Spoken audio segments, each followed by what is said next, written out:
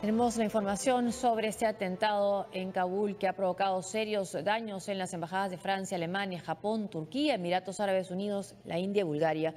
Los Estados Unidos condenaron este ataque, mientras que Berlín remarcó que no modificará su determinación de apoyar al gobierno en la estabilización del país. Para el presidente de Afganistán, el atentado de hoy en la capital Kabul es un crimen de guerra.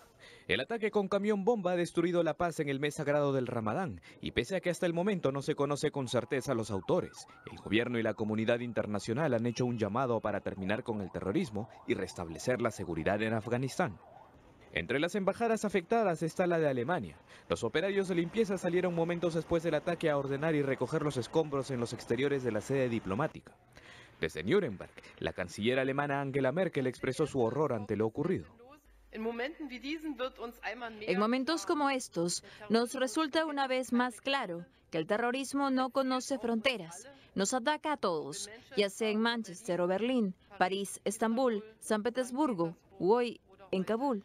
Estamos unidos a través de todas las fronteras en nuestro horror y nuestra tristeza, pero también en nuestra determinación.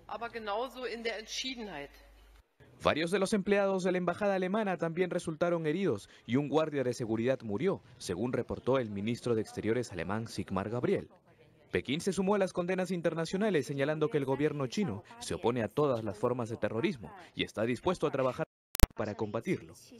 Entre tanto, representantes de Francia y Turquía señalaron que su personal no sufrió daños en la explosión, pero Ankara está evaluando evacuar a parte de su personal debido a las reparaciones necesarias para dejar operativo nuevamente el edificio de su representación diplomática. Mientras que Amnistía Internacional tildó este hecho de horrible acto de violencia deliberado, que demuestra que el conflicto en ese país se extiende peligrosamente de manera alarmante. Bueno, esta es una guerra que ya lleva más de una década, más de 15 años. Casi 16 casi 16 años, ¿no? Después de los atentados del 11 de septiembre. Y bueno, y se calcula que el gobierno en Afganistán controla aproximadamente 2/3 del país. Con suerte. Digamos, los cálculos son tentativos, ¿no? Pero el cálculo más reciente es que el movimiento talibán, que viene, digamos, incrementando su influencia y control territorial desde hace unos años, ya tendría o control o influencia en cerca del 40% del territorio. Y el gobierno tendría, por ejemplo, controlarían o tendrían influencia en casi toda la provincia de Helmand, que es de las más grandes en el sur del país. Y Estados Unidos está contemplando la posibilidad de enviar más tropas al país. Yo sigo teniendo dudas de que eso vaya a hacer alguna diferencia, porque hay dos antecedentes clarísimos. El año 2003 Estados Unidos invade Irak, logra un triunfo decisivo en el ámbito convencional, pero poco tiempo después se inicia una insurgencia contra la ocupación americana, que a su vez provoca luego parte de esa insurgencia una guerra civil, porque son grupos yihadistas atacando también a chiitas musulmanes, en teoría como ellos, que provocan, reitero, una guerra civil. El año 2007 se da lo que Estados Unidos llama the surge, o sea, un incremento significativo, unas 20.000 soldados, además de una política de tratar de cooptar a los liderazgos tribales que hasta ese momento eran aliados de Al-Qaeda. Ese incremento de tropas estabiliza la situación mientras las tropas están presentes. Pero luego las tropas son retiradas y sabemos lo que pasa con Irak. En 2014 incluso surge el Estado Islámico, ¿no? en territorio iraquí. En el caso de Afganistán también hubo un incremento de tropas para revertir una situación que era de pronóstico reservado cuando entra Obama a la presidencia. Y él incrementa las tropas en Afganistán en 30.000 soldados, superando los 100.000, ¿no? Luego los va retirando progresivamente y la situación vuelve a deteriorarse. Y ahora se está hablando de incrementar el número de tropas norteamericanas de 3 a 5.000.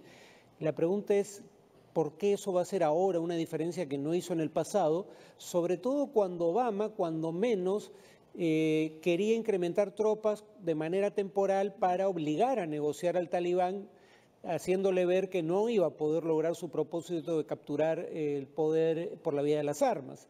Y esa es una posibilidad que no se plantea por ahora, al menos el gobierno de Trump. ¿Este grupo nuevo quién es? ¿A quién representa? No es el ISIS. No es nuevo. Lo que pasa es que el Estado Islámico bueno, Al-Qaeda virtualmente ya no existe en Afganistán. El Estado Islámico y, por otro lado, el Talibán son en realidad coaliciones de grupos locales, ¿no? Y el grupo local más importante desde hace más de una década es una coalición liderada por una familia, en buena medida, de apellido Haqqani, ¿no? Que serían los que han cometido ese atentado. A ellos se les atribuye esto. Afganistán, el gobierno afgano les atribuye vínculos con la inteligencia militar pakistaní.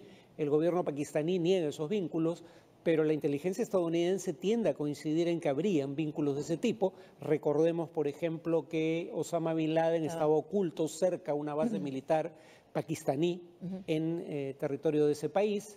Y claro, es un grupo aliado del Talibán, pero aliado, no está sometido a un mando jerárquico y por ende puede actuar de manera independiente, y por eso el Talibán se ha apresurado en indicar que ellos no fueron los autores de este atentado.